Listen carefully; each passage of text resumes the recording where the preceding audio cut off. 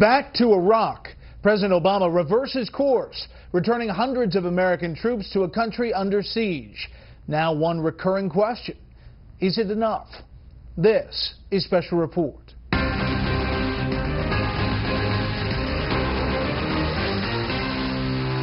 Good evening. Welcome to Washington. I'm Brett Baer. If actions do indeed speak louder than words, today's announcement that President Obama is sending hundreds of troops back to Iraq could be interpreted as a tacit admission that his administration withdrew too many too fast. The president's critics have contended as much as ISIS terrorists rampaged through parts of the country. The administration, meanwhile, insists it's dealing with a changing scenario on the ground. National security correspondent Jennifer Griffin has tonight's top story from the Pentagon. Just 2 days earlier, the president said he was waiting for the Pentagon strategy, proclaiming a lack of Iraqi recruits to fight ISIS. Part of my discussion with Prime Minister Abadi was how do we make sure that we get more recruits in? A big part of the answer there is our outreach to Sunni tribes. Today, the president ordered 450 additional U.S. troops to be sent to Iraq to stand up a new training base 20 miles outside Ramadi in the heart of Sunni Anbar province, an admission that the current strategy, which has relied for the past 6 months on training the Iraqi military and cost $404.5 million to date, is not working, fraught with the same sectarian problems that led to the formation of ISIS. It won't work. It's just a duct tape approach. He's trying to hold it together, pass it on to the next president, not break a campaign promise. He is so fixated not going back to Iraq that he's letting our nation become more at risk.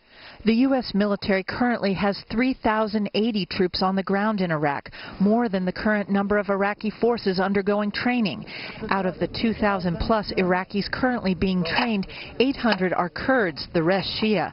In fact, to date, no Sunnis have been trained by the U.S. military since the training effort began in January, which raises serious questions about whether the U.S. will be viewed as partisan in the ongoing sectarian conflict between Sunnis and Shias. In Hill testimony, the former head of the Defense Intelligence Agency accused the administration of misleading the American public. We face a very radicalized element in the likes of Islamic extremism, Sunni and Shia.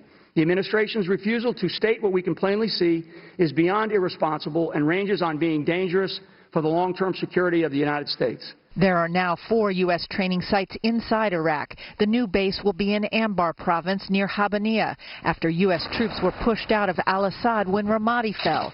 Of the roughly 9,000 Iraqi troops trained by the U.S. military since last year, none have been sent to Ramadi or Beji, where the fighting against ISIS has been most intense.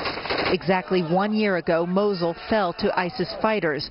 Senior U.S. commanders are predicting it will take 3 to 5, even 7 years to defeat the estimated 20 to 30,000 ISIS fighters. Just last week, Australia's foreign minister expressed concerns about new intelligence she says shows ISIS has seized enough radioactive material to build a dirty bomb. Brett? Jennifer Griffin live at the Pentagon. Jennifer, thank you. Congressional Republicans and Democrats could not be farther apart tonight on the future of Obamacare. As the U.S. Supreme Court readies a decision on a key component of that law, Democrats are hailing the law as a success, while Republicans dismiss it as an unfixable failure. Correspondent Kevin Corke is at the White House tonight.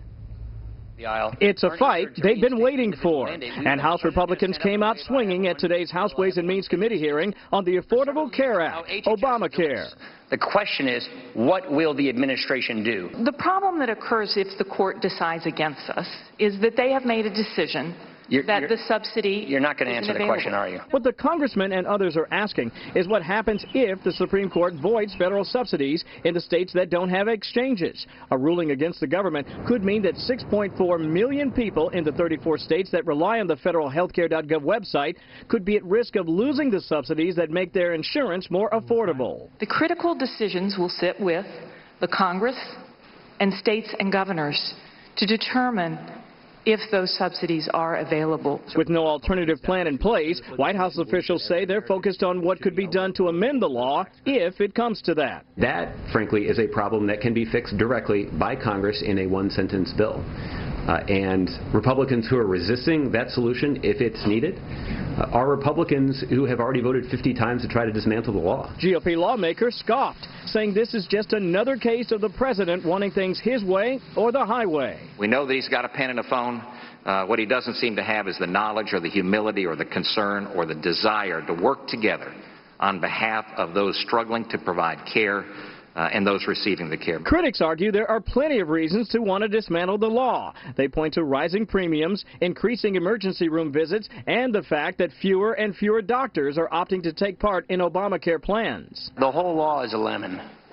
Its very linchpin, its central principle is government control. That means higher prices, fewer choices, and lower quality. To be clear, the only issue that's before the Supreme Court right now is whether Americans in every state are eligible for tax credits. The president believes that they are. And just a quick political note of context to share with you tonight. 26 of the 34 states that would be impacted if the High Court decides to eliminate those federal subsidies have GOP governors. Brett? Kevin Corke live on the North Lawn. Kevin, thank you. More on this with the panel. The Secret Service says all of its new officers should have their proper security clearances by the end of the week. The Washington Post reported late Tuesday many of the most recent hires have been posted in sensitive locations without the necessary authorization. The National Transportation Safety Board says the engineer of that Amtrak train that derailed last month was not using his cell phone just before the accident.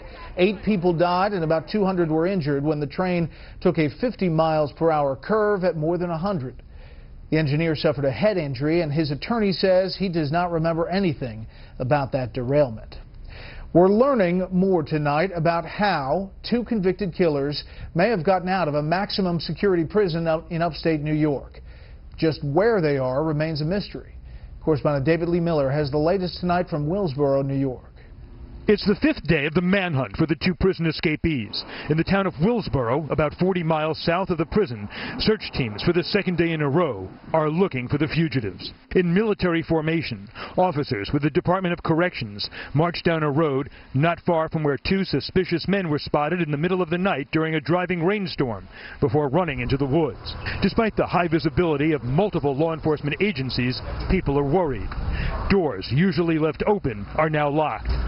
Some residents, like Wynn Bellinger, are carrying guns. Getting the gun out of the gun box and putting it on makes everybody feel a little safer. In the town of Dannemora, just down the road from the prison, searchers, some in body armor, also looked for the fugitives. Authorities say they returned here to retrace past steps in the investigation and not because of a new lead. The abundance of caution has not calmed residents. We locked the door, and like everybody else, we're locked and loaded. Because they're not going to worry about whether the door is locked or not. They'll come in. High-level sources tell Fox that they believe Joyce Mitchell, a female employee at the prison tailor shop, provided the inmates with the power tools used to make their escape. They also believe she was planning to provide a car, but changed her mind, suffering a panic attack. A local hospital confirms she was treated and released. So far, no one has been charged as an accomplice, but many believe there is no way the inmates, Richard Matt and David Sweat, broke out without help. Authorities now say they have received more than 500 leads. One possibility, the 2 fugitives might be trying to make their way to nearby Vermont. Brett? David Lee Miller live in Willsboro tonight. David Lee, thank you. Up next, the fight that has Republicans teamed up with President Obama against many Democrats. First, here's what some of our Fox affiliates around the country are covering tonight. Fox 40 in Sacramento, as California lawmakers approve a bill that would eliminate the personal belief exemption from student vaccination rules. Children who are not vaccinated would have to be homeschooled. It's a response to a measles outbreak last year that infected more than 100 people. Opponents say the bill eliminates their right to choose. Fox 5 in New York with 31 people hurt when a New Jersey transit bus runs into a charter bus inside the Lincoln Tunnel. The charter was carrying Canadian students on an 8th grade trip. The crash caused a massive backup into New York City that stretched several miles today. And this is a live look at Boston from our affiliate Fox 25. One story there tonight, a big surprise for Maynard 3rd graders. She was told it was her early birthday party, but when she looked at the big box... Hi, Brett. Now talk her father, who has been stationed in South Korea since October and was not due back for 2 more months. Great story there. That's tonight's Live Look outside the Beltway. From Special Report, we'll be right back.